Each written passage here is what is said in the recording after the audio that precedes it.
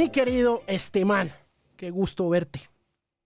Igual, qué bueno volver a encontrarnos y hablar. Esta es la segunda vez en la vida que nos vamos a sentar a conversar. La primera vez fue con...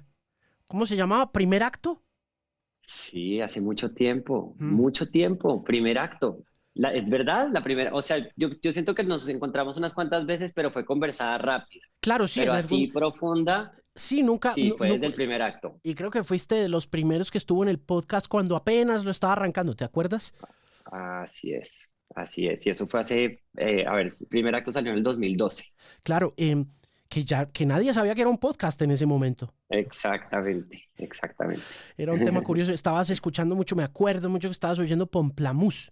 Tenías una Ay, fascinación. sí, uy, qué fuerte. Uy, no, sí, y ahora sí siento cómo ha pasado el tiempo. Claro, obvio. Sí, esos eran una banda que de las muchas bandas que en esa época conocí a través de YouTube, y que me encantaba lo que hacían y cómo lo transformaban también en video. Había pasado lo de no te metas a mi Facebook, yo creo que un año antes, si Unos no estoy años mal. Ok. antes, no, pues para primer acto fue el 2012. No te metas a mi Facebook, finales del 2009. Igual duró un buen tiempo todo pues el fenómeno. Que yo creo que de todas maneras, si te pones a echar para atrás, pensaría yo que fuiste el primer acto viral. Y es curioso que el disco se llamara Primer Acto, porque fuiste el Sí, sí, primer sí. acto viral producido de Colombia para el mundo en esa plataforma, en YouTube, ¿no? Sí, pues me atrevo a decir que sí, no, a no ser de que nos tendríamos que poner a revisar a ver si algo más se dio así, pero creo que no. Y en esa época lo digo también porque no era tan claro lo que era un viral, ni era tan claro como de pronto un fenómeno musical, que empezara con un viral así, ¿no? Porque antes pues de pronto canciones que se pegaran de otras maneras, pero así con un video en YouTube. Sí, creo que fui de los primeros. Sí, yo recuerdo que además em, veníamos de MySpace, ¿no? Tú también venías un poco de allá. Claro, o sea, la primera plataforma donde yo subí, o bueno, red social, donde subí mi música fue en MySpace. Y me acuerdo que pues ahí fue donde empecé, ahí fue donde subí las primeras canciones, y era lo normal que cualquier músico en esa época, si empezaba a hacer música, subiera su música en MySpace. ¿Cómo Y pues por recuerdas, paralelo, cómo recuerdas esa época? ¿Qué recuerdas de esos eh, incipientes momentos de independencia a través de redes sociales?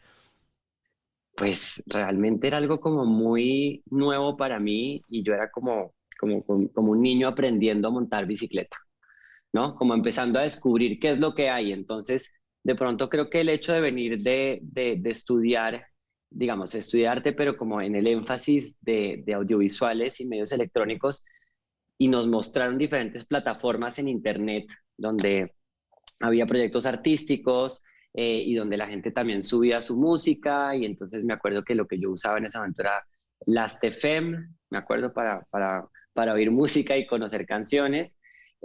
Como que ahí empecé un poco como a encontrar, digamos, una escena musical que me interesaba, por un lado.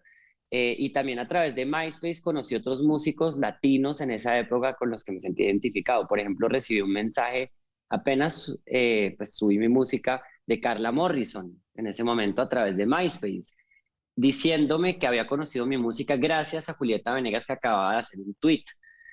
Y yo no había abierto Twitter, yo estaba empezando a conocer. Entonces eso explica un poco quién era yo en ese momento. Estaba como con un CD que era un demo con 3 canciones. Entre esas estaba La Cosita Tropical, El Pimentón, o eran 4 canciones, El Dance Floor y No Te Metas a Mi Facebook. Y era un CD que había hecho, y me acuerdo, el diseño lo había hecho con unos amigos de la universidad para mostrar mi música, que lo acababa de producir junto a Mauricio Rengifo, me acuerdo. Pero básicamente así empezó todo. Y esto se filtró por ahí, o le llegó a, a alguien en la Mega, básicamente, o se lo mostró. Y pues sí, así tal cual, aquí siendo sin filtros, como empezó la cosa. Empezó a sonar esa canción y dije, bueno, me tengo que poner las pilas, tengo que armar un video. y tengo que empezar a hacer todas estas canciones ya, y tenía muchas más escritas, pero tengo que montar mi banda. Entonces empezó todo de una manera súper desordenada y así mismo en las redes. O sea, yo no tenía nada claro de cómo iba a subir mi música en internet ni nada, y de pronto se me acerca una disquera y bueno, el resto de la historia pues hay mucho para contar obviamente, pero realmente no estaba planeado, no había nada, no había un conocimiento profundo de cómo hacer las cosas, más allá de todo lo que me llegaba y me aconsejaban, y muchas personas también de, yo digo también de una poco vieja guardia también de cómo hacer música, porque es que ese momento todo estaba cambiando y no nos estábamos dando cuenta lo rápido que estaba cambiando. Óyeme, ¿eso quiere decir entonces que cuando llevas a la mega la canción, la radio jugó un papel importante, aún jugaba un papel Sí, importante en la forma como un artista se descubría? No te metas a mi Facebook. ¿Fue a través de la radio o definitivamente fue YouTube el que te pegó? mira, yo digo que es como la sumatoria de las dos cosas. Empieza por un empujón de la radio, pero se vuelve el fenómeno viral que se volvió gracias a YouTube porque se pegó en otros países más fuerte, Pero fue, primero. y Y tengo que hacerte un paréntesis ahí, perdón, te interrumpo. ujú, ¿Fue más importante YouTube que Facebook? Porque yo recuerdo que la primera vez, mm, ahora que lo pienso, la primera vez que yo vi No te metas a mi Facebook, lo vi fue en Facebook. en Facebook. Pero entonces habrá sido de pronto el link del video que venía desde YouTube, Seguramente creo sí. yo. Como, sí, o sea, Facebook pues juega un papel clave por la canción, por lo que decía la canción, eh, pero realmente fue en YouTube que pasó como el fenómeno más viral, más viralizable. Eh, y esto fue porque también pegó en España y ahí se notaba como un país, digamos, como que tiene, digamos, el poder de un país donde en ese momento pues, la gente consume mucho más fuerte la música, pues pegó a través de, básicamente en diferentes noticieros, la declararon la canción del otoño.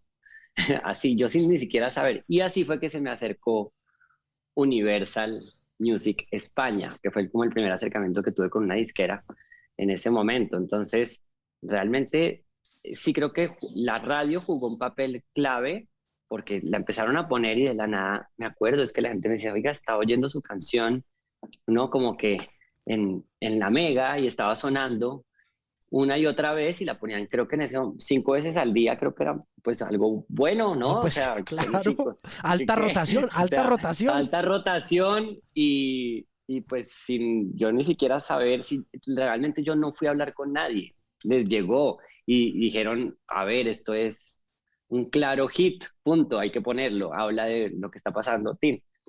Y ya, yo no había pensado mucho más que eso, y con la canción era una canción más, eh, digamos, digamos como que lo que de pronto tenía una coherencia y era como la parte sarcástica que tenía, el humor, la sátira, y que había un poco también en estas otras canciones. Esa viralidad inicial, ¿qué se diferencia de lo que pasa hoy en día? Cuando miras para atrás, Mm, no te metas a mi Facebook, ajá, que se parece mucho también, guardando las proporciones y entendiendo que lo que pasó con Gangnam Style y con Psy ujú, unos 3 o 4 años ujú, después fue un ujú, poco más corporativo en realidad. mm, ¿Cómo ves que ha cambiado ese panorama de pegar una canción a través ujú, de YouTube con respecto a lo que te pasó en ese momento? mm. Pues yo creo que, a ver, ha cambiado mucho porque en esa época no estaba tan claro cómo el papel que iban a jugar las redes sociales para volvernos viralizables y darnos a conocer, ¿no? Entonces hoy en día ya hay más conciencia sobre eso, clarísima. Y por ejemplo, una aplicación como TikTok, es impresionante la cantidad de hits que ha hecho hoy en día. Y me atrevo a decir que, por ejemplo, el fenómeno de la canción de Kali Uchis viene también de TikTok, el de Doja Cat, Listo. muchos, pero sobre Lizzo, pero en la música latina no había tantos y está empezando a haber cada vez más, ¿no? Entonces creo que ya las disqueras son súper conscientes de eso. Yo de hecho cuando sacamos, de hecho más tarde tengo que escoger los tiempos que tengo que de poner de cada una de estas nuevas canciones en TikTok. Digo eso porque mi disquera me dice pilas porque toca jugar mucho con TikTok. Y yo, pues mi respuesta es, vamos a ver cómo me fluye a mí, ¿no? Y la verdad, he logrado hacer cosas en TikTok que para mí son dentro de mi estilo y lo que me gusta hacer, Pero sí, efectivamente, la manera como se pegan muchos hits hoy en día depende mucho de estas tendencias en las redes sociales. Eh, y creo que ni se diga en pandemia, como TikTok transformó un poco todo. Venía haciéndolo desde un poco antes, pero en pandemia ni se diga. Y creo, no sé si ahí contesto un poco tu pregunta, pero a lo que voy es que definitivamente todo va muy rápido, pero las redes sociales siguen jugando un papel súper importante y ahora somos mucho más conscientes de esto, pero uno nunca sabe en qué momento una canción se vuelve un hit y eso nunca se puede planear, ¿no? Como que y no hay que pensarlo tanto, ¿no? Por lo menos yo nunca, a medida que fue pasando mi carrera, no, como que nunca me concentré en decir, bueno, voy a hacer una canción por hacer un hit, por más de que me guste hacer a veces música pegajosa, ¿no? Simplemente como que a veces se da, y yo creo que así le ha pasado a mucha gente, y sobre todo esos hits que uno dice, wow, esta canción es muy particular porque no suena nada que está sonando en este momento y es un hit. Mm. Y esos son los hits que más me gustan. Cuando montaste No te metas a mi Facebook, y quiero quedarme ahí para que vayamos avanzando pues en el transcurso de la carrera, pero quiero entender un Ujú, poco más eh, ujú. la dinámica de tener un canal, de tener unos suscriptores existía. Mm, sí, pero yo no era, sí, pero yo los tuve gracias a esa canción en un principio, porque antes no, pues seguía, estaba armando el resto de mi música todavía. Entonces, sí.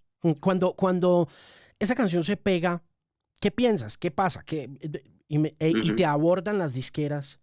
¿Qué sucede para ti como Mira, músico y como artista en general? sinceramente, se acerca a mi misma disquera con la que estoy firmado ahora, pero queriéndome firmar solamente por una canción, eh, queriendo hacer esa canción aún más hit de lo que ya era, eh, queriendo hacerla en diferentes idiomas y mi respuesta fue muy clara y fue no, de ninguna manera.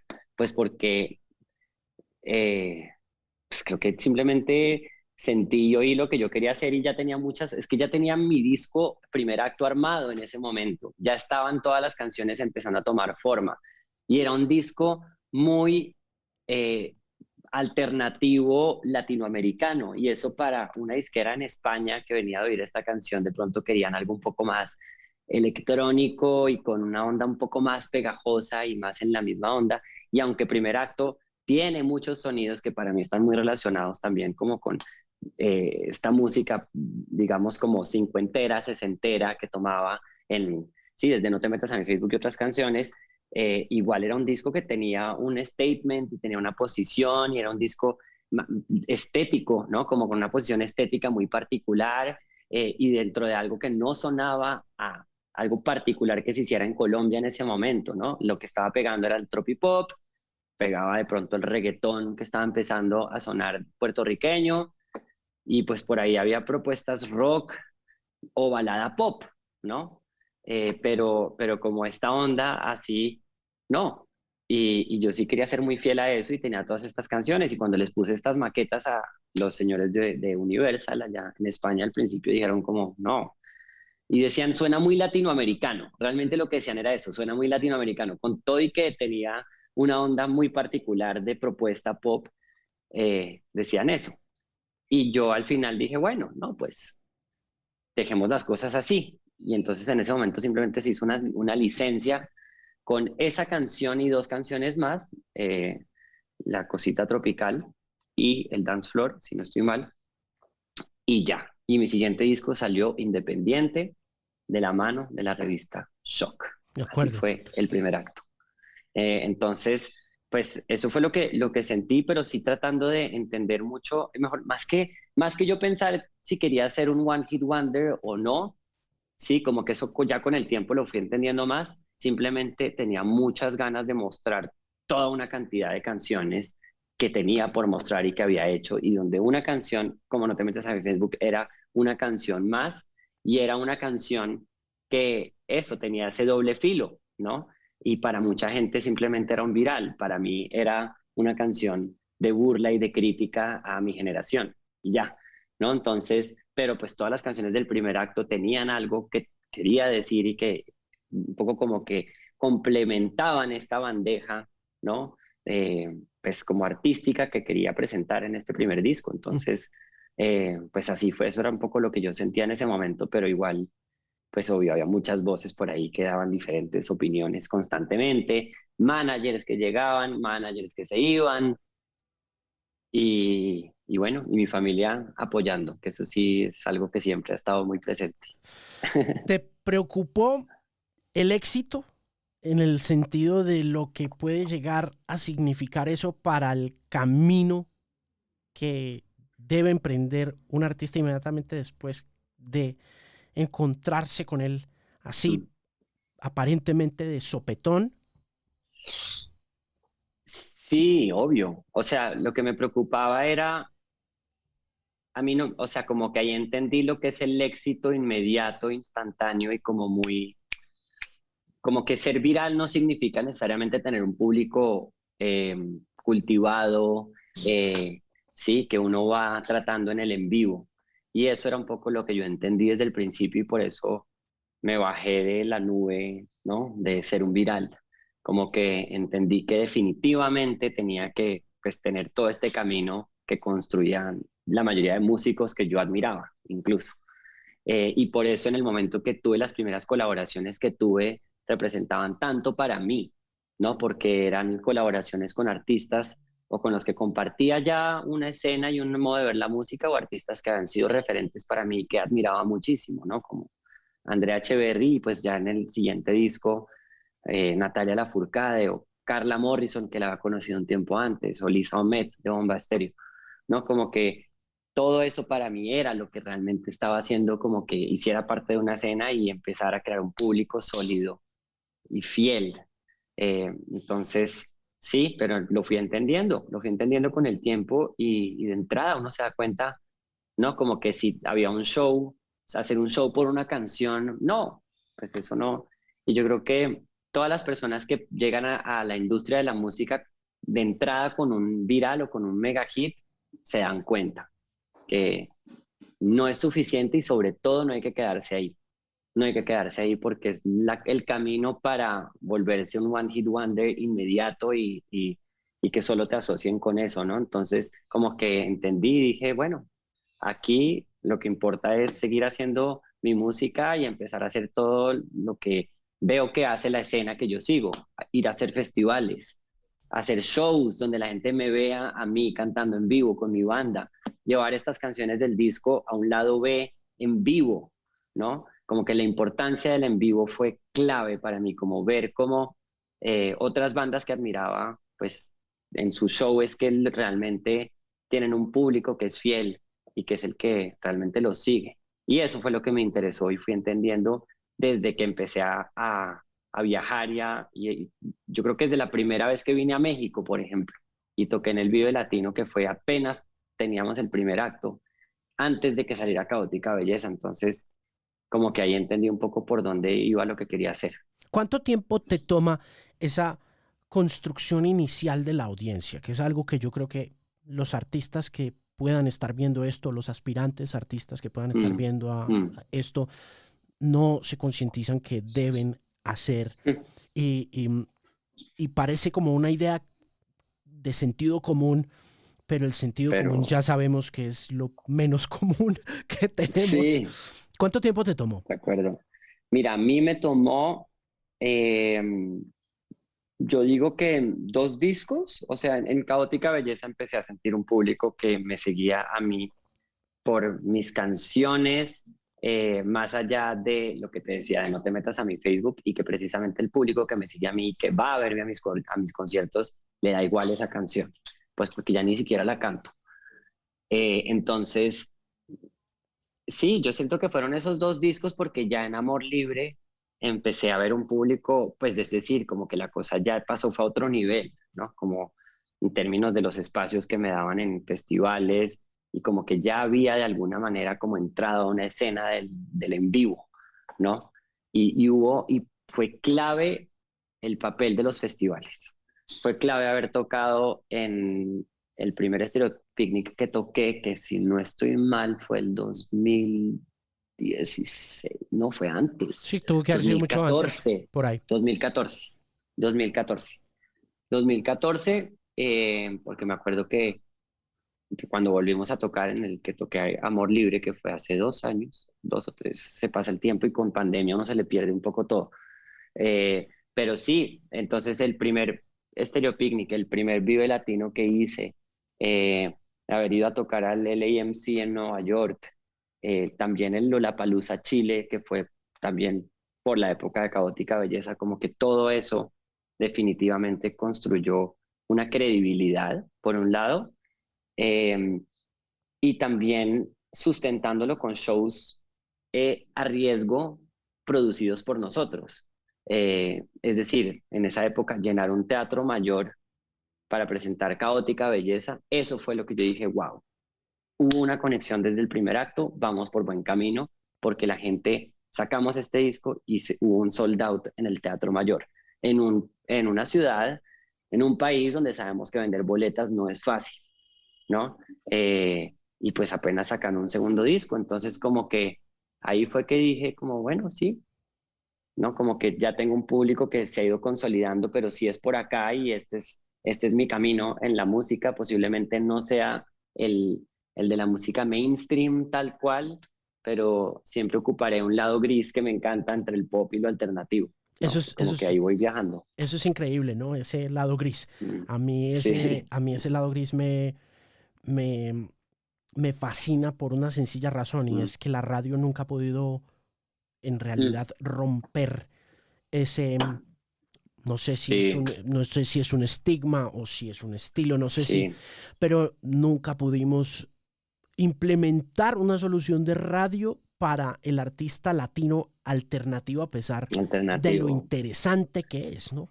Sí, de acuerdo, de acuerdo. Es muy difícil y yo lo viví porque muchas veces intentamos, ¿no? Como con las canciones estar en un momento en la 92 cuando empezó como con toda esta idea.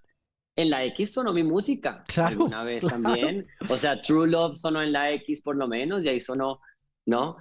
Pero bueno, era mi canción en inglés y creo que funcionaba mucho como pues, con la onda de la emisora, ¿no? Y pero sonaron más canciones también, entonces sí, pero claro, yo nunca fui un artista ya a partir de ahí de no te metes a mi Facebook de radio.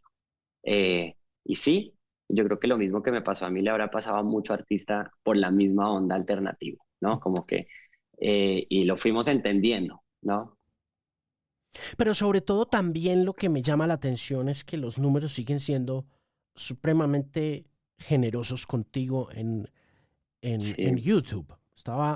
Hoy que estaba Ujú, revisando con María todo el repertorio que compone este nuevo maravilloso ujú, álbum, veía ujú. pues que el proceso también es muy distinto al proceso que se ejecutaba con la promoción de un Total, disco hace 15 o 20 años totalmente. y que sigues mejor que nadie también. La, Mm, el nuevo lineamiento de consumo en el que estás poniendo mm, cosas afuera rápido, ujú. con consistencia, con regularidad, Sí, de con acuerdo. disciplina, y veo los números si son, siempre hay 1 millón de views, 1.300.000 views, 1.600.000 views, ¿no? Que creo que, Sí, eso lo entendí también desde Caótica Belleza, mejor dicho, perdón, desde Amor Libre, sobre todo, como lo importante que es ya en estos momentos estar produciendo música sin parar y casi que no pensar un poco como antes que pensábamos a los discos como una etapa de desaparecer, estar trabajando en el estudio y luego ir a sacar el disco completo, sino ir sacando el disco casi mostrando toda esta variedad de canciones como sencillos para que lo que se entrega ya en el disco sea pues algo que obviamente unifique la coherencia de estas canciones, ¿no? Y presente unas cuantas más, pero no la mayoría, que es el caso de lo que va a pasar ahorita con este disco. Eh, y también una cosa, como lo dices ahorita, que para mí también fue increíble y que siento que también eso, como que es muy gratificante, es que pues apenas empezó la pandemia, yo tenía una gira que para mí es lo que siempre nos ayuda a mover las canciones.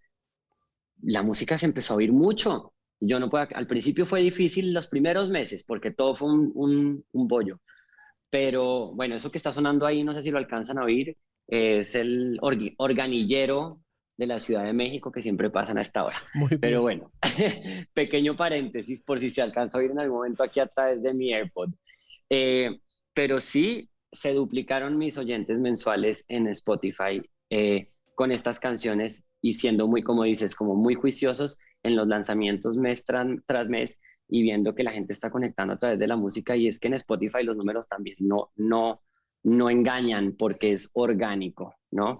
Y de pasar de 700,000 oyentes mensuales en Spotify, estoy ahorita en 1.400.000, ¿no? Entonces, y todo esto ha sido con el lanzamiento de este disco. Entonces, realmente sí, es muy chévere ver que esté pasando esto. Pero esto sucede, la pandemia pues evidentemente jugará un papel importante en esto, pero me dices que desde Amor Libre estás implementando, y esto entonces es Mm, relativamente reciente, esta idea sí, de sacar canción una de tras otra, sacar. que es lo que me llama a mí la atención. ¿No será la conexión Mm. de las dos cosas en el sentido de... No, total, Ok. definitivamente, no, definitivamente, es eso. Y pues nada, y también hacer música pues, que conecte. O sea, igual eso es muy raro decir eso, digo, como que no es como tan sencillo, no es como si yo le digo a alguien, ese es el ingrediente, sino como que de alguna manera he ido encontrando cada vez más mi camino en la música y como encontrando una identidad que de pronto, pues ya en la escena en la que me muevo, pues se resalta y cada vez hay más público por ahí que conecta y que está consumiendo esta música, ¿no? Pero sí, hay que concentrarse en todo y hay que estar produciendo, ¿no? Como que creo que para mí ahora lo más importante es estar como generando un concepto con el que me sienta yo cómodo y quiera irme por ahí y trabajar con los productores que me gustan y tratar de convencer siempre a todo mi equipo y a mi disquera en este camino y todos juntos echar para adelante y mover las cosas así, Mm. ¿no? Pero me ha tomado mucho tiempo y hacer un equipo sobre todo también. Acá en México ni se diga. Ya por fin, Cuánto tiempo más o menos te ha tomado? mira, yo llegué a México hace 4 años eh, y he pasado, y en eso, y pasé por 3 managers hasta el que tengo ahorita, que obvio con todos hicimos cosas que han sido muy buenas también, pero en este momento siento, bueno, y si echamos para atrás, he pasado por, Nicolás siempre ha estado ahí, que es mi hermano, y he estado, ¿no? Como en el equipo de management, pero sobre todo en Colombia, eh, y pues han sido como no sé cuánto tiempo, pero 4 años de buscar un management que me ayude muy bien a mí con mi disquera, ¿sí? Con la comunicación entre el management y la disquera y para obviamente sincronizar todo con lo que pasa en Colombia y lo que pasa en México, ¿no? Pero bueno, desde que también entró Nicolás ahí, las cosas cambiaron, son como dos momentos. Yo siento que para el equipo que tenía en Colombia, desde que entró Nicolás a ser manager, pues todo empezó como a organizarse y ahora que está Guillermo Rosas, que es mi nuevo manager, pues estoy como en un momento más sólido aún a nivel internacional y eso es algo clave para hacer que esto funcione. Háblame un poco de México, de por qué te vas Ujú, para México, y hablemos de públicos nuevamente, porque siento ujú, también que eh, acá, y lo hablaba con Juan Pablo Vega en una conversación hace unos días, mm, que mm. aquí este público está bien biche, ¿no crees? Sí, sí, pues a ver, definitivamente el público colombiano, o sea, para mí, como para, digo, me atrevo a decir para Juan Pablo, para Monsieur Periné, muchas otras bandas como que creo que compartimos escena, hubo un público en Bogotá al que le agradecemos mucho porque nos empezaron a dar visibilidad. Y eran los que primero fueron a nuestros conciertos y los que creyeron en lo que hacíamos y lo que estábamos proponiendo, ¿no? Entonces conectamos con el público de nuestra casa a un primer nivel. Pero cuando yo vine a tocar a México, digamos que de alguna manera no solamente vi un público que cada vez llegaba y que era más masivo dentro de la escena que pues en la que yo me movía, sino que también la escena misma, pues era una escena muy rica donde había muchos músicos que colaboraban y que, ¿no? Como que abrían el espacio a que se diera precisamente ese intercambio. Y creo que eso fue algo que me llamó mucho la atención después de venir varias veces acá. Ya definitivamente el momento en el que tomé la decisión de venirme a México fue no solamente por la razón de sentir un público muy fiel, porque es que entonces, ¿qué pasó? Yo vine a tocar a México y volvía al mismo público y más nuevo. Es decir, la gente acá tiene un poco la costumbre de pues consumir música en vivo constantemente, de ahorrar para ir a ver a su artista preferido y comprar el CD. Y que aquí se siguen vendiendo CDs. Ahorita obviamente todo está raro por el momento, pero sí, la camiseta, ¿no? Como que es muy bonito en ese sentido el público mexicano y muy agradecido. Y también me llamó mucho la atención cómo les interesaba tanto conocer música nueva en festivales. Por ejemplo, el Vive Latino es un ejemplo de eso. Entonces, como que muchas veces me enteraba a través de las redes sociales que llegaba público nuevo a conocer mi música porque me había visto en un festival o porque simplemente les había sonado una canción por ahí, pero no es esta cosa de que no es tan difícil en ese sentido, pero igual si son críticos, es decir, si tú haces un show terrible en el video latino, pues el público te va a dar muy duro también, ¿no?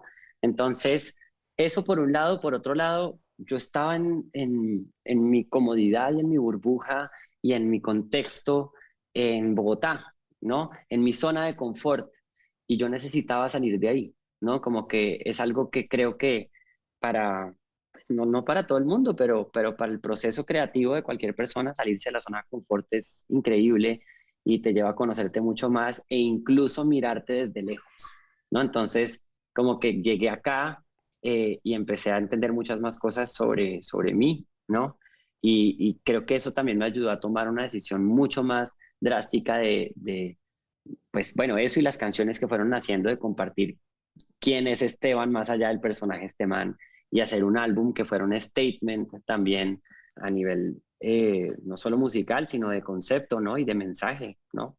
Lo importante que es asumir el amor libre, ¿no? La libertad de expresión, de ser nosotros mismos y de dejar ahí como un mensaje que creo que nunca se había hecho en la música colombiana, ¿no? Realmente. Entonces, sí, creo que México ha jugado un papel esencial en mi carrera, no solamente por el público que oye mi música, sino también en la manera como he venido haciendo música desde ese momento. ¿Qué aprendiste de ti en esa llegada a México? ¿Qué es lo más importante que Ujú, motiva la construcción y la toma de la ujú. decisión de amor libre? Mira, es raro, pues que aprendí de mí, de pronto puedo decir que aprendí que en todas esas cosas que me daba miedo mostrar, en todas esas cosas como que me hacen una persona más humana, o en todas esas cosas que me hacen de pronto, o que a la gente puede ver como algo raro, en todas esas rarezas, había mucho para contar y que podían convertirse en herramientas para realmente conectar con la gente. Es decir, tú que me conoces desde hace mucho tiempo, pues yo nunca he sido como el artista típico en Colombia, siempre la gente igual me ha visto como este man es particular, ¿no? Desde el vestuario, ¿no? Como que eso siempre se ha dado ahí, pero como que hubo algo que rompió mi carrera en dos en el momento que empecé a hablar un poco más eh, sin filtros sobre mi intimidad y sobre todo aquí cuando estoy contigo de frente a frente, en una entrevista con mi público, demás, ¿no? Como que antes siempre estaba ahí guardándome cosas. ¿Por qué? Pues porque no era común tampoco, por el miedo, por toda la cantidad de voces que le decían a uno, no hable sobre su orientación sexual. Y más allá de la orientación sexual, simplemente es todo ese tipo, esa cantidad de cosas que hacen que uno sea una persona particular, que está muy ligado, obviamente, en mi caso, a haber salido del closet con el público, ¿no? Pero creo que eso fue esencial y aprendí un poco a tomar esas cosas como herramientas, como armas, como una forma de conectar con la gente. Pues curioso que eso todavía pase, ¿no? A mí me, Es increíble, yo sé. a mí me asombra, a Sí, mí me asombra porque, y esto yo creo que no solo te pasa a ti, yo creo que uno lo habla mm, por ahí y se habla, no sé, en los pasillos oscuros de Hollywood y todo, con respecto a figuras que sí, son supremamente hetero, pero de las que se habla mucho como que nunca han salido del closet y que siguen siendo un sí, misterio como un John Travolta, como un Tom Cruise, de ¿no? Como acuerdo, que, de que, acuerdo, de que, acuerdo. y a las que les dicen, hey, cuidado, No, no digas cuidado, que eres increíble, gay, increíble. ¿no? Sí, y por ejemplo, mi novio que es actor, y pues ya es un actor, digamos, tiene reconocimiento acá, ha estado en una serie de Netflix, eh, diferentes series y todo, como que al mismo tiempo que yo asumí esto, él decidió hacer lo mismo y realmente tenía el mismo miedo porque para los actores realmente creo que es más complicado, no sé, tal vez es que en la misma industria también tienen el prejuicio de que si un actor es gay, entonces ya no puede hacer papeles heterosexuales. Y la verdad es que a Jorge lo ponen a hacer papeles heterosexuales todo el día. Hace poco estuve en una novela donde hacía un tipo que era un violador, un policía, el agente Solís, violador, y pues, no, como que una cosa así terrible, lo que está más mal en la vida, eh, y pues ahí está, ¿no? Pero yo creo que es como que si uno no lo hace, también está un poco como fomentando a seguir generando esos prejuicios y esos estereotipos, ¿no? Pero entonces cuando lo haces, Entonces, cuando tomas la decisión, la tomas es para que la conversación avance, porque es que digamos, no, yo no, digamos que cuando te conocí nunca tuve muchas inquietudes respecto de tu orientación sexual como que independiente. era obvio. Sí, era como que, Claro, y pues no, claro, pero es que es lo que es increíble, exacto, así como tú lo dices, así, pues obvio, yo pienso lo mismo, y así yo creo que muchas personas que me conocían de cerca, pero la realidad es increíble, pero la realidad es que vas y lees por ahí los comentarios y hablas con la gente, y no, porque vivimos en un país, en ese momento, todo ha cambiado, y estamos hablando de 5 años donde, menos, donde todo ha estado cambiando drásticamente, ¿no? Es a mil, pero en un país donde en muchos lugares, dejémonos de Bogotá, en muchos lugares, pues el artista es artista y le canta a las mujeres y no, como que es como lo típico, como que, ¿por qué? Porque tampoco tenemos esos referentes, porque nadie en Colombia tampoco lo asumía a un nivel mainstream, digámoslo así. Entonces, cuando yo realmente lo hice, no fue tanto como por decir, bueno, vamos a aprovecharnos de esto, no, es porque yo tenía un disco que hablaba en su gran mayoría sobre mí, sobre Esteban, en su intimidad. Y eran muchas historias que para contarlas no quería contarlas con filtros y quería yo ponerme además como actor de estos videos. Y dije, bueno, este es el momento de contar un poco más sobre mi historia, lo que muchas veces he venido contando sutilmente en otras canciones de mis discos pasados, porque ya lo he hablado anteriormente, pues vamos a hacerle un poco más de frente. Y la verdad es que, claro, mucha gente me pregunta, pero usted nunca le preguntaron en una entrevista si era gay o no. Es increíble, pero nunca. Solo me preguntaban si tenía novia. O la típica entrevista así de mañanero, de televisión, donde, bueno, ¿y la novia? Y yo, no, no hay novia. Y ya, ¿no? Como que, bueno, Esteban, ¿y a usted quién se le metió al Facebook? ¿Quién fue la que se le metió al Facebook? Entonces todo empezaba mal porque encima de que me daba una rabia de que me hablaran de la canción así, porque a mí la verdad me importaba un carajo si alguien se me hubiera metido al Facebook o no, pues porque empezando era una canción que se burlaba de eso, entonces todo mal. Entonces yo obviamente lo único que decía, no, nadie, como que yo decía, bueno, esto está muy fácil, pero no, siempre me podía salir por la tangente, pero estaba cansado de salirme por la tangente y de que fuera algo normal, de normalizar siempre que las preguntas fueran así, que siempre que le preguntaran a uno de una canción de amor tuvieran que asumir que uno tenía una novia. Entonces, como que ya, en un momento dije, bueno, y tanto en un país como Colombia como México, no es nada común ver un artista, digamos, por más de que yo no sea pop mainstream, igual de alguna manera, sí, hago pop, me muevo cada vez más con más gente y todo no es tan común. La gente tampoco está tan acostumbrada, entonces sí hago parte como de una generación de unos cuantos artistas que lo hemos ido asumiendo y que creo que se han sumado en el último año, año y medio, una cantidad gigantes, aparte gente que lleva mucho tiempo, ¿no? Entonces, pues nada, fue así, pero como que lo hice pensando en mí y sin querer terminé alzando una bandera. cuando te sientas a escribir ese disco, ¿nace como concepto, como lo decías, o las canciones empiezan a aparecer y empieza tu necesidad personal Mm, y humana a poblar la inspiración ujú. artística? Mira, no, no nace como concepto, pero el concepto ya se fue dando luego de tener unas 12 maquetas. ¿Qué fue lo que pasó? Yo me vine a vivir a México con Julián Bernal, guitarrista de mi banda, director de la banda, y nos sentamos acá a maquetear y hacer canciones que de alguna manera, en cuanto a sonido, en cuanto a armonías, tuvieran algo en común. ¿Y qué descubrí? Quería hacer muchas canciones que tuvieran, como que tuvieran, que fueran un poco más oscuras que lo que yo había hecho antes y que de alguna manera fueran como melancolía rítmica, melancolía bailable. nostalgia encontrada como con ritmos como que nos llevaron a bailar desde un lado más caribeño, porque sí hay bastantes, eso es amor libre, ¿no? Lo nuevo sí, nada que ver con eso. Eh, y pues por ahí se fue dando un poco como estas ganas de llevar a hacer letras mucho más personales. Eh, y muy de cosas que tenía para contar sobre mí que nunca había contado y de una cantidad de historias fallidas de amor. Eh, y, y también para escribir canciones que de alguna manera hablaran de, como que ya una vez tuve esto, empecé de ahí un momento a otro, me junté con dos, un productor gringo y un compositor gringo, que fueron los que me ayudaron a terminar de sacar el concepto del disco y me dijeron, bueno, yo les mostré unas cuantas de esas canciones y me dijeron, bueno, cuéntanos más sobre ti, ¿no? Como que, ¿qué es eso que tú quieres celebrar de ti? Y ahí fue que escribimos Amor Libre, la canción. Y eso terminó de darle un concepto más contundente al disco, como un statement, digámoslo así, como un himno, ¿no? Pues de libertad y sobre todo muy dirigido a la comunidad LGBTIQ. Entonces así se fue dando, Oye, un proceso. cuando buscas a los gringos, ¿por qué los buscas? Para puntualmente esto. Ah, porque fui a hacer sesiones de composición en Los Ángeles y me senté con ellos.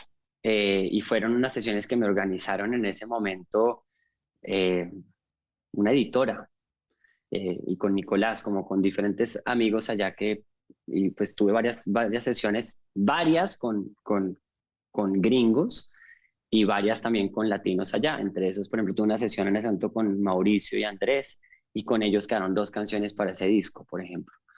Entonces, sí, pues en ese momento fue que empecé a hacer, ya era tercer disco y dije, necesito romper un poco mi zona de confort al componer, de componer siempre con los mismos. Pero si voy a componer en sesiones, tengo que estar yo súper pendiente, llevando la batuta de las cosas. Y la verdad, siento que desde ese momento aún, o sea, agradezco mucho más esto porque amo hacer sesiones de composición y desde ahí tanto ese disco como este está lleno de diferentes momentos en los que me senté a escribir con muchas personas diferentes, compositores de todo tipo, productores también, y creo que eso ha hecho como que se enriquezca mucho el repertorio y mi forma de hacer música, ¿no? Como que lo llevan a uno a hacer otras cosas, a indagar por otros mundos, por otros sonidos, por otras formas de escribir y más si son como letristas muy, muy cuidadosos con lo que, como con la forma de escribir música, ¿no? Entonces es increíble y creo que es algo que seguiré haciendo y aparte me metí yo más también a hacer música para otros artistas desde ese momento. Entonces ¿Con quién he empezaste a estado trabajar? pues empecé, bueno, desde que empecé con Andrés y Mauricio hice algunas cosas ahí como para cosas que ellos tenían, pero mucho con Juan Pablo Vega. Escribí con Monsieur Periné una canción para ellos. Muchas canciones de amigos, eso empecé a hacer. Muchos de compositores acá, de músicos acá en México.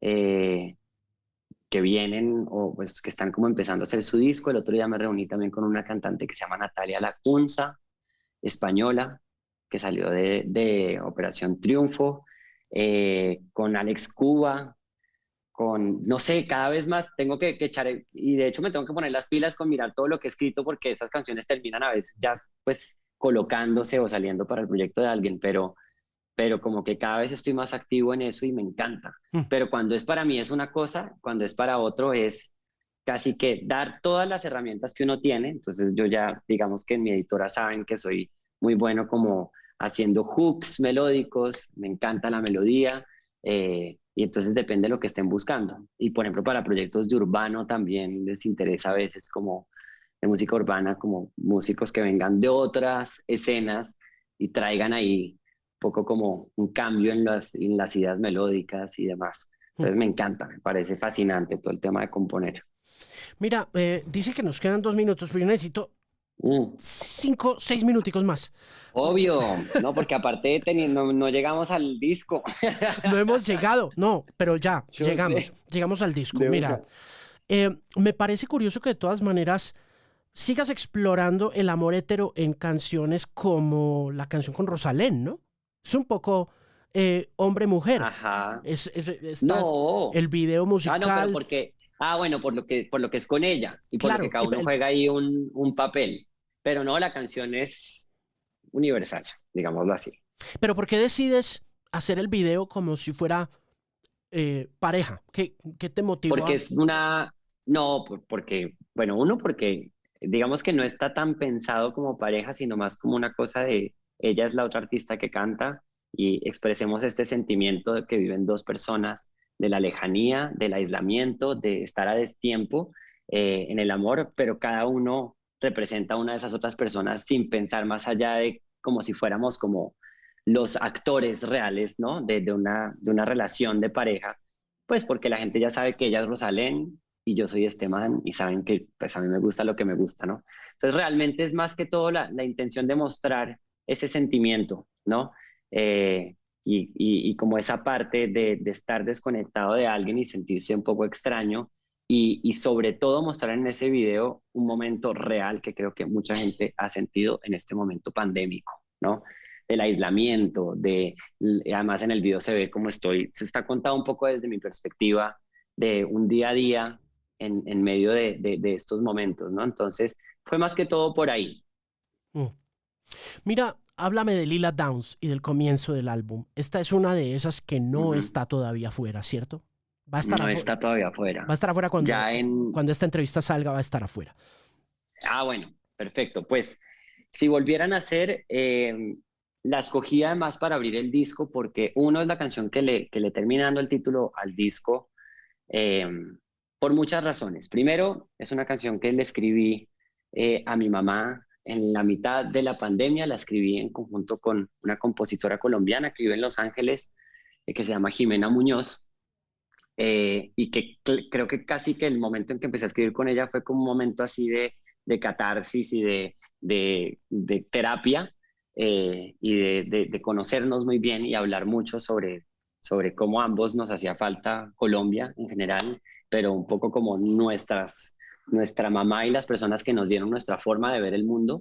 Y por eso digo que es una canción que le escribí a mi mamá, porque creo que refleja mucho la mirada de ella a través del arte, por un lado, pues porque pinta, es artista, pero también cómo la relaciono tanto con, pues, con un clima, con un contexto en particular, con un paisaje muy frío, muy bogotano, muy boyacense también, porque vamos mucho a Boyacá y mi familia aparte es boyacense. Eh, y esta canción le terminó dando título al disco, bueno, antes de hablar de Lila Downs, porque pues como que sentí que esta canción resumía muy bien ese renacer de sonidos que amo de otras épocas y que me encanta traerlos y hacerlos míos. Es un álbum que definitivamente hace tributo, más allá de pensar en épocas generales, porque obviamente, sino a momentos particulares y canciones también, tipos de ritmos de los 70s, de los 80s, de los 90 que me gusta volver a traer, ¿no? Y es un poco como el renacer para mí de esos sonidos y obviamente para mí como artista. Es un álbum que aparte creo que vuelve a mis inicios, primer acto, y repasa un poco todo este camino y empiezo a tomar todas esas cosas que me gustan de cada uno de estas etapas sonoras, desde el primer acto, Caótica Belleza, Amor Libre hasta ahora. Entonces, sí, creo que es un álbum que define mucho quién soy como artista, digámoslo así, y por eso a nivel sonoro, al final, como siempre, termina siendo un sancocho donde hay de todo, pero sí, por eso abro con esta canción y de la mano de una voz que para mí, pues, de todas las colaboraciones que hay en el disco, que son 7 y cada una es muy especial, de verdad, lo digo y lo aclaro, por lo que representan cada uno de estos artistas para mí, amigos o que admiro, pero Lila Downs, pues es una voz de raíz, es Es una voz increíble, increíble. que sí, es increíble y que para mí es una fortuna poder contar con esta colaboración en el disco y por eso quise abrir con ella con todo y que es una canción muy diferente a las demás del disco en cuanto a sonido en muchas cosas, pero que termina obviamente uniéndose por el sentimiento que tiene y por unos cuantos temas de arreglos. Digamos, es un disco que tiene todo muy tocado. Hay muchos arreglos de cuerdas a lo largo del disco, desde la música más disco, perdón la redundancia, hasta canciones mucho más balada. Hay un bolero, por ejemplo, con José Anlog, bolero poco bossa nova, que tiene al final un juego de cuerdas increíble. Muchas canciones que hice con Juan Pablo también, por más de que sean canciones a veces que tienen más programación, igual tienen y están pensadas mucho como música de antes. Entonces con Juan Pablo nos fuimos un poco más a los 80s y a los 90s. Hay una canción en particular que le decimos la canción Luis Miguel, del teclado Luis Miguel, pero sí todas son y hacen referencia a momentos pasados de la música, de alguna manera. Entonces, creo que ahí te define un poco todo y te encierra un poco el concepto y la esencia de este disco. Sí, la apertura con Lila es, como lo dices, distinta, muy conmovedora. Mm. Siente uno, bueno, yo alcancé a sentir aires de pampa, como que alcancé a Sí, sentir aires sí, ahí como sí. andinos poderosos. Sí, es súper andino. Ok. Y, y pues en el resto sí hay mucho de lo que te caracteriza, que siento yo que Mm. ha sido sello indeleble en tu forma de hacer música, de abordar música a lo largo de estos años, y es ese espíritu funk, ¿no? Sí, Ese sí, sí, espíritu que sí. tienes de construir canciones que, si bien pueden ser amor o desamor, eh, sirven para bailar en muchos casos, ¿no? Mm. Y funcionan muy bien, tienen este baseline súper gordo Es- andando, muy chévere, Eso me muy chévere. volví súper adicto a las líneas de bajo desde mi disco pasado, me volví súper consciente cada vez más y en este dije, por más de que puedan ser canciones como lo dices, que sean una balada disco, la línea del bajo es clave y por ejemplo Adam Jodorowsky ahí como productor, uno de los productores, creo que hizo un trabajo increíble porque es súper minucioso. Hay un bajo de una canción que se llama Recuérdame, pues de hecho estamos muy inspirados en una banda que creo que debes conocer, que se llama Parcels. Claro, claro. Bueno, pues es una referencia total para nosotros en esa canción y pues que claro, es un poco inspirada por música disco y pues que uno puede relacionar mucho con lo que hizo Daft Punk también en su último disco y demás, y que es algo que a mí me encanta, ¿no? Y que me gusta traerlo un poco a la escena latina. Y eso definitivamente va a seguir pasando y pasa en este disco. Y la canción con Daniela Spala y el traje con Así Daniela es. Spala, pareces Barry Gibb. Sí. Sí. No, pues con este pelo yo ya dije, la verdad es que a mí me encanta, no hay nada que hacer. Entre Barry Gibb y Marco Antonio Solís, por ahí me han dicho otros, me han dicho George Harrison, sí, o sea, y todo me lo tomo desde el mejor lado porque es lo que más me gusta. Y sí, es como hacer tributo a esa época y ahorita estoy tal cual así, se ve en la carátula del disco. Me puedes ver tú acá con esa melena que tengo y ahí ya estará un buen tiempo todavía. ¿En serio te vas a seguir ahí? Sí, un ratico, un rato, por lo menos para cantar estas canciones en vivo, porque ya sí me fui como a toda esta época que pues quiero llevarlo obviamente a la puesta en escena, entonces por ahí voy a dejarme el pelo largo un buen tiempo, Mira, hasta que se acabe la etapa. hablábamos de vestuario también con Vega, que Vega me decía, Mm, mm. Esteban me puso a hacer lo que yo no soy. Me decía, es que, pues, que es que son como polos muy opuestos en ese tema de vestuario, pero Sí, también me hubiera encantado tener el pedacito para ponértelo, pero hablé con Juanita, con Soy Emilia, ajá. que me habló mucho de la poderosa influencia que tuviste en su mirada de su feminidad. Ah, Me, qué chévere. me habló mucho de eso, me decía, yo era una chica que me vestía así, así, así. Cuando entré a la banda de Esteban, Esteban me cambió para siempre el concepto de moda. O sea, Sí, qué fuerte porque con Juanita, sí, suena muy chistoso lo que va a decir, pero era como que a mí me pasaba mucho y creo que Juanita es el ejemplo que la Esteban era como una especie de proyecto también para mí. Muchas personas que entraban ahí eran personas que seguían en la universidad y que estaban entrando y para mí eso era súper enriquecedor, tocar, como recibir como tantos aportes de mentes y músicos jóvenes, ¿no? Pues porque al final, bueno, yo de pronto le llevo varios años a Juanita, pero pues como que es genial poder un poco como crecer juntos y también, pues casi que por eso mucha gente pensaba que este man era una banda, ¿no? Pero cuando llegó Juanita, claro, eso era súper tímida por un lado y sí, no tenía tan desarrollada su parte femenina, lo cual está súper bien, pero se notaba que quería hacerlo y que quería indagar por ahí. En el momento que lo hizo, explotó y la gente le encantaba verla en vivo, ¿no? Y sentir como esta niña que era como una muñequita que todo el mundo pensaba que tenía 15 años y siempre cumplía 22, 23, 24, 25 y siempre iban a pensar que era como de 15 años, pero sí, o sea, es genial y fue genial eso con ella, con Paula Van Gissenhoven, que toca teclados hoy en día para Terciopelados. Eso pasaba después, que mis queridos amigos de Terciopelados llegaban y me decían, su tecladista me gusta, no sé qué.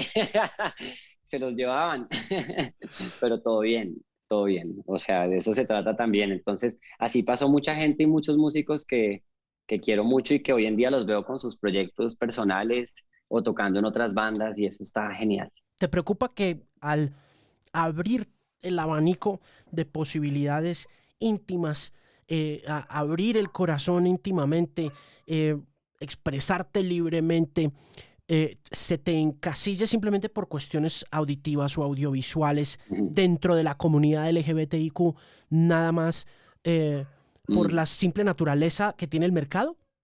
Pues yo creo que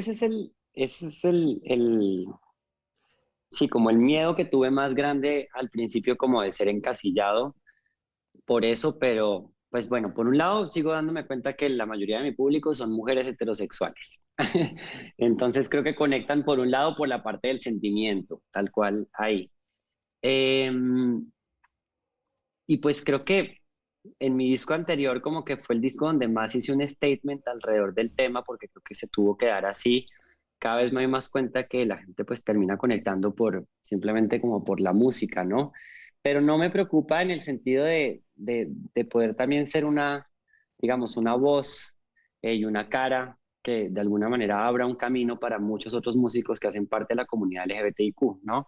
Eh, Simplemente lo que yo espero y lo que he dicho muchas veces cuando voy a Spotify o a diferentes plataformas es, pues no quiero simplemente estar en playlists LGBT y creo que así ha sido, ¿no? Como que afortunadamente siento que me relacionan con una escena en particular. Eh, en los festivales también tengo un espacio, ¿no? Como porque me relacionan también como con un tipo de músico. eh, y ya, de resto, pues es un poco inevitable igual que que la gente lo diga y lo mencione, ¿no? Pero está bien, no ha sido grave.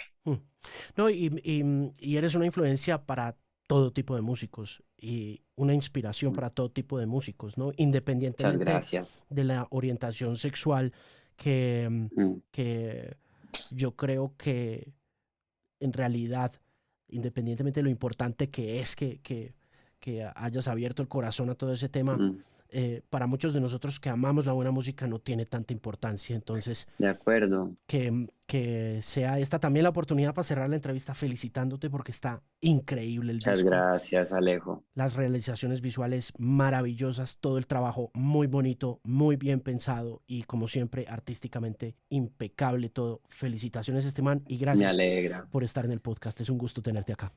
Muchas gracias, muchas gracias. Qué bueno volver a hablar, qué bueno recibir esto viniendo de ti y nada, que sigamos haciendo esto muchas veces con muchos discos más. Yo también te agradezco a ti pues, por tu voz en la industria, en la escena musical en Colombia, que es clave poder tener estas conversaciones que no se tienen día a día con cualquier persona, ¿no? Entonces, es chévere que siga existiendo esto. Entonces, mi agradecimiento es también por el papel que tú juegas ahí en el periodismo de la música y seguir aportando para que los oídos se abran cada vez más en Colombia y en Latinoamérica.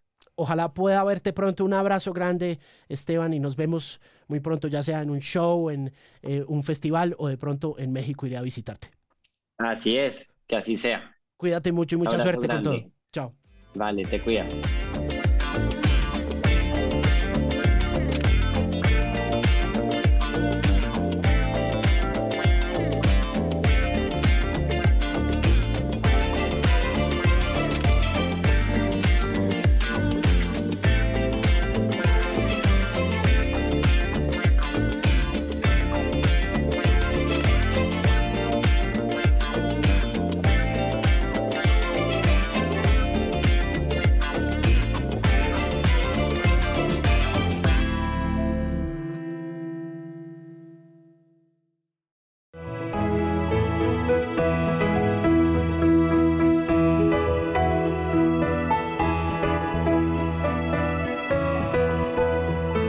juntos somos más que 13.